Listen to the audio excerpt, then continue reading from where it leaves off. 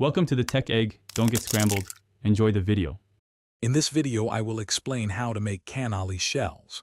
First, gather your ingredients: 2 cups of all-purpose flour, 2 tablespoons of sugar, and 1/4 teaspoon of salt.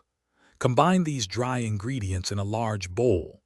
Next, cut in 3 tablespoons of cold, unsalted butter until the mixture is crumbly.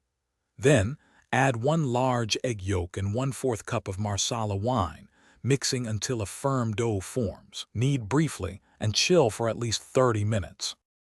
Once your dough is chilled, roll it out on a lightly floured surface. Aim for a very thin sheet, about 1/16 of an inch thick. Use a 3.5-inch round cutter to create your dough circles. For a more traditional shape, you can gently stretch these circles into ovals. Before frying, lightly brush one edge of each dough circle with a beaten egg white. This helps seal the shell later. Now wrap each dough circle around a metal cannoli tube, ensuring the egg-washed edge overlaps the other side. Press the seam firmly to seal it securely. In a deep pot, heat about 3 inches of vegetable oil to 375 degrees Fahrenheit.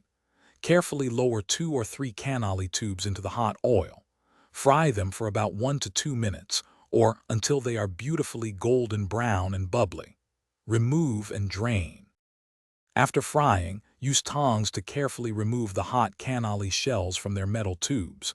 Be gentle, as they are delicate. Place the empty shells on a wire rack to cool completely. This is crucial for maintaining their crispness.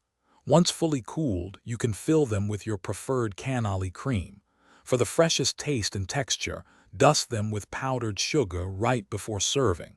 Enjoy your homemade cannoli. Thanks for watching. Consider subscribing if I helped unscramble your problems.